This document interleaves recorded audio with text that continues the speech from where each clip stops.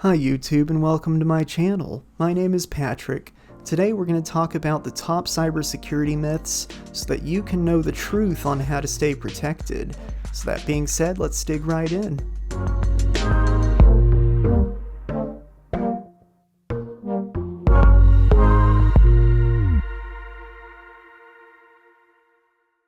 We are living in the cybersecurity Wild West right now. You see, people forget the internet's very new. It only really became popular in the mid-90s, and so we've had about 30 years to figure out cybersecurity, which sounds like a long time, but it's really a drop in the bucket of human history. And also, the advent of the internet has changed every aspect of our society, and so it's something that's all-encompassing that we haven't really figured out yet, and there's a lot of bad information going around that can cause people to be in worse safety. So myth number 1, I'm not important enough to be hacked. Yes, you are. Everybody has an identity, and that identity carries value.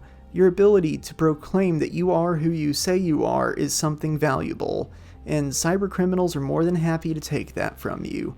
You see, there's this little section of cybercrime that's info stealing, which does what it says on the tin. So the attacker gets access to your computer, your online account, and they steal all the info about you and your other accounts that they possibly can.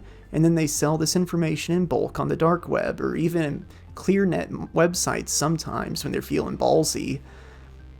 And so everybody has an identity, and everybody's identity carries value. Some identities carry more value than others, but there is no identity that doesn't carry value. And so that's what you have to be looking out for from a consumer point of view. Another thing that takes place quite frequently is ransomware. You always hear about ransomware hitting businesses, but the fact of the matter is individuals get targeted by ransomware as well. And essentially the way it works is the bad guy gets control of your computer, he encrypts all your files, and then you have to pay him in cryptocurrency to get the key to unlock your files. It's honestly a brilliant weaponization of encryption, something that ironically was developed to make the world a safer place. And yeah, it's something you have to worry about, because if you have like important tax documents on your computer and the cybercriminal is saying, oh, you have to give me $500, you're probably going to come up with that $500 relatively quickly. And so don't just be lazy. The fact is you are important enough to hack. When you try to say I'm not important enough to hack, all you're doing is making an excuse to be lazy about your cybersecurity. So now we know that we need to worry about this stuff, but what do we actually do? Well, that's where myth number 2 comes in, which is antivirus is enough to keep me safe. There's going to be a reoccurring theme here that I'm sure you're going to cue in on in any second. If you're watching this video, you probably like to learn about science.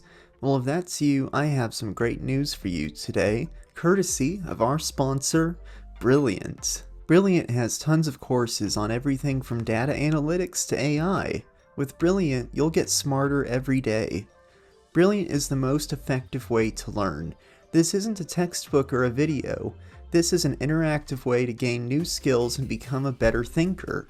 With the interactive nature of Brilliant, which is proven to be 6 times more effective than watching lecture videos, you'll find yourself getting smarter every day. All of the content on Brilliant is crafted by an amazing award-winning team of teachers, researchers, and professionals across many prestigious colleges and companies. Brilliant isn't just about teaching you new ideas, it's about making you better at thinking. The whole idea behind the platform is that it gives you better problem-solving skills, so that you are more capable in your everyday life. I've been using Brilliant for a long time now, and let me tell you, it has drastically improved my logic skills, which were sorely lacking. One of my favorite sets of courses on Brilliant are the science ones. It's so interesting to be able to start to figure out the universe on every level. I mean, this stuff really dives down into the fundamental building blocks of our reality. And the fact that all of this content is available for me to consume in an easy to use way has been a game changer. I love learning about theoretical physics, and that makes Brilliant perfect for me. With Brilliant, you'll better understand reality, and you'll learn to think as an engineer and develop scientific intuition. If you want to try everything Brilliant has to offer for a full 30 days, visit my link in the description or the pinned comment, or scan this QR code that you see on the screen now. You'll also get about 20% off of an annual subscription by using my link, so there's never been a better time for you to make yourself a little bit more brilliant. Thank you to Brilliant for sponsoring this video. We'll go back to the action. So, antivirus. Most of you are going to be running Windows Defender statistically, and Windows Defender is better than nothing, but also it has a few problems. You see, Windows Defender is very heavily signature-based. Now, it does bundle some heuristics and fancy AI technology to try to identify threats. It's not purely fingerprint-based. However, the majority of Windows detections are based on a cryptographic fingerprint rather than a heuristic detection. I have bypassed Windows Defender no fewer than 5 times writing custom malware. You see, as long as there's a way to use a computer, there is going to be a way to use it maliciously. So this ties into a deeper idea. You see, the difference between software and malware is the intent behind it.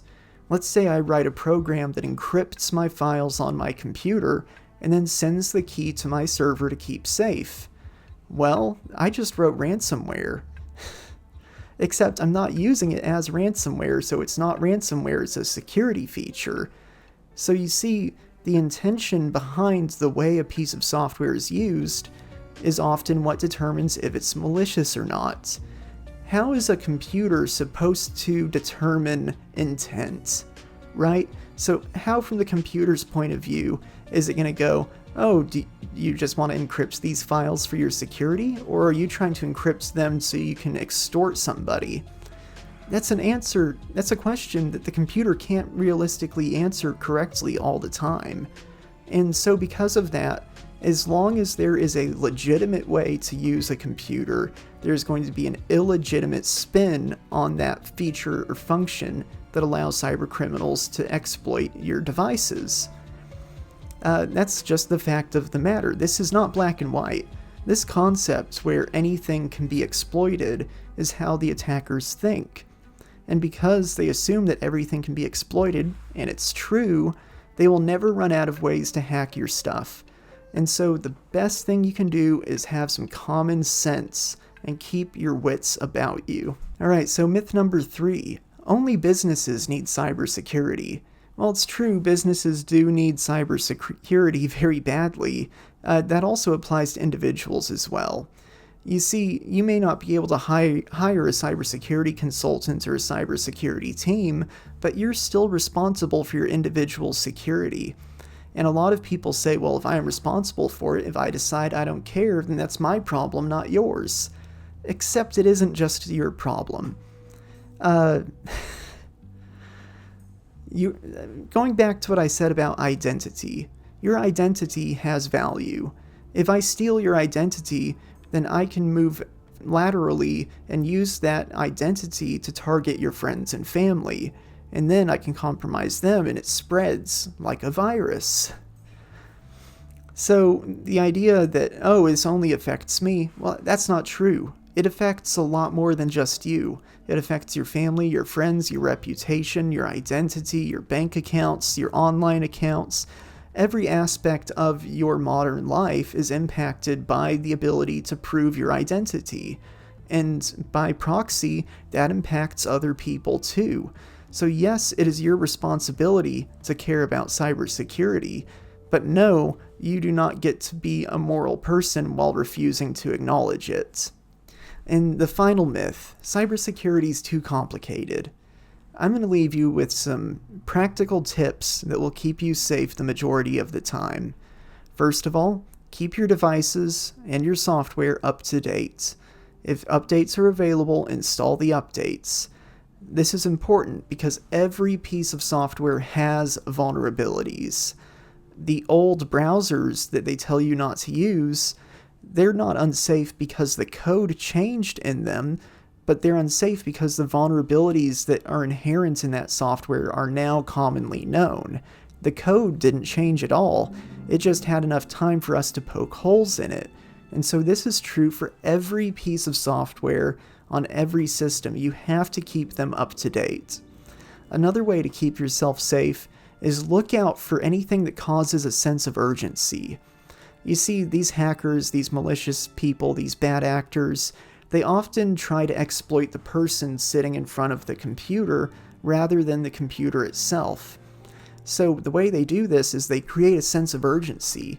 They make you think, oh, I've got to act quick, otherwise something really bad might happen, or maybe something really bad happened and I need to do something to fix it. Stop, slow down, and think about it. For example, if you receive a pop-up that says, uh-oh, you got a virus, you need to call this number to get it fixed, otherwise it's going to delete all your files and you'll be locked out of your computer. Well, you see, if you think about it logically, that pop-up is trying to put you in a sense of urgency. It's trying to get you to act quickly so that you don't spend time thinking about the scam that may be occurring here. Another piece of advice, my third piece of advice, is for you to stop and go another way. When you run into something on your computer that doesn't seem legitimate, or maybe seems a little bit weird, maybe it's trying to create a sense of urgency and get you to click a link or call a number, what you can do is, instead of looking at that notice you received, you can manually open your web browser, go to the website that the email or whatever allegedly came from, and go through the website to check out the information that the alert is citing. So basically, you get a scary email. It says your debit card's compromised and you need to click a link to reset your PIN. Well, close that email, go to your bank's website yourself, and then see if you need to change the PIN somewhere in there. By closing out of that initial communication, you're doing a lot in terms of keeping yourself safe. Anyway, that was my video for today. I hope you enjoyed it. We just hit 3,000 subscribers, which is insane. I know it's not a lot, but I never expected to have this many, and it really just means a lot to me that so many of you guys are interested in hearing my little rants. And so, I greatly appreciate you. Thank you for watching, and I hope I'll catch you in the next one.